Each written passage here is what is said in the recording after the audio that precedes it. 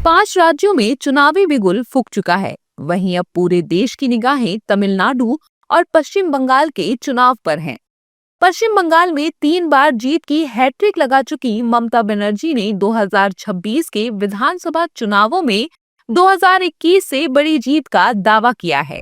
हालांकि बीजेपी ने भी इस बार बंगाल में 4 मई टीएमसी गई का नारा दिया है। बीजेपी नेताओं का कहना है कि बंगाल की जनता को ममता बनर्जी को समझने में समय लगा, लेकिन अब समझ गई है और इस चुनाव के बाद टीएमसी राज्य से साफ हो जाएगी। बीजेपी नेताओं ने क्या कुछ कहा है, सुनिए। नंदीग्राम में हारे हैं ममता बनर्जी पिछली बार, तो इस बार नंदीग्राम में खड़े होने की हिम्मत नहीं हुई। भवानीपुर में है, भवानीपुर में भी हारेंगे, क्या है। शुभेंदु ने एक बार हराया है, बीजेपी ने एक बार हराया है, तो दूसरी बार हारेगी।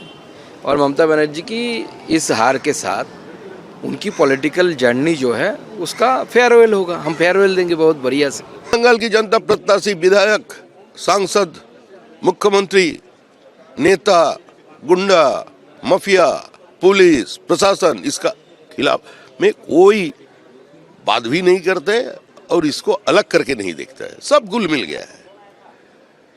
तो ममता जी का ये जो सरकार चला 15 साल, इससे जनता परेशान है। अभी जनता की मन में ये बैठ गया जो 4 मई दीदी गई। देखिए, ये टीएमसी का अपना मामला है।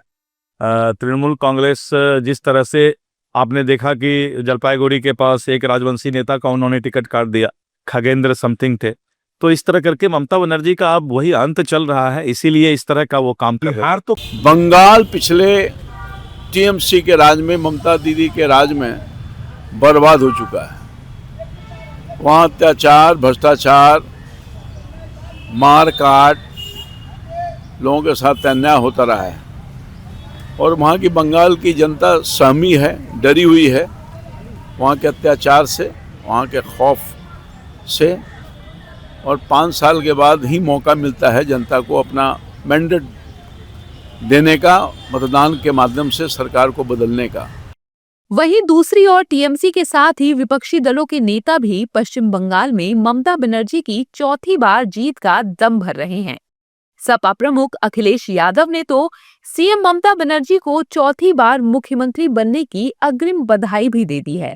मैं एडवांस में बधाई देना चाहता हूं आदरणीय ममता बनर्जी जी को और उनके सभी साथियों को, और मैं बंगाल की जनता से अपील करूंगा कि भारतीय जनता पार्टी जो साजिश कर रही है, षड्यंत्र कर रही है उन्हें हराने के लिए, डीजीपी का हटाना और अधिकारियों का हटाना, जिले स्तर पर अधिकारियों का हटाना, ये काम नहीं चलेगा, ये काम नहीं आएगा।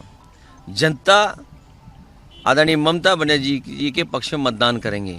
अधिकारी मतदान नहीं कर पाएंगे, ये जनता मतदान करेगी। जब जब इनकी सरकार आती है तब तब लोगों की लिंचिंग चालू हो जाती है, राइट्स शुरू हो जाते हैं, दंगे होते हैं, ये सब तो हमने देखा है। तो ये सब भारतीय जनता पार्टी की ही देन है। और कितना भी प्रयास कर लें, 7 चरण करें, 8 चरण करें, 2 चरण करें, ये बंगाल जीत नहीं सकते हैं। जो विषमता है मोदी जी के दिमाग में या बाकियों में, तो ये विषमता है कि क्यों नहीं बंगाल जीत पाते। इसलिए नहीं जीत पाते क्योंकि ममता बंदोपाध्याय अगली प्रधानमंत्री बनने वाली हैं और उन्होंने जिस प्रकार के कार्य बंगाल में किए हैं उसका कोई बराबरी पूरे देश भर में किसी भी राज्य का मुख्यमंत्री वो नहीं कर सकता। अच्छा लग रहा है, लेकिन ये हमारा कोई, ये एक ही बंगाल में एक ही हमारा leader Mamata Banerjee, honourable chief minister, हम सब लोग, कोई हो सकता है कैंडिडेट, कोई हो सकता है कैंडिडेट नहीं हो, लेकिन हम सब लोग वर्कर, हम लोग उनका सोल्जर है, हम लोग सोल्जर है। तो हमारा जो ड्यूटी है अभी ये एंटी बंगाल भाजपा को बंगाल से हटाना और दीदी को 4th टाइम के लिए यहाँ पर एस्टेब्लिश करना। बता दें कि मां, माटी और मानुष के हितों का दावा करने वाली ममता दीदी 2021 में नंदीग्राम से बीजेपी नेता शुभेंदु अधिकारी से चुनाव हार गई थी। बावजूद इसके टीएमसी ने बंगाल में जीत की हैट्रिक लगाई थी। ममता बनर्जी इस बार के चुनाव के लिए काफी पहले कमर कस चुकी हैं और लगातार जनता की समस्या का समाधान करने के लिए सीधे सड़कों पर उतरती रही हैं। एसआईआर के मुद्दे पर भी उन्होंने चुनाव आयोग के खिलाफ सुप्रीम कोर्ट पहुंचकर अपने जुझारू इरादों को जाहिर किया था।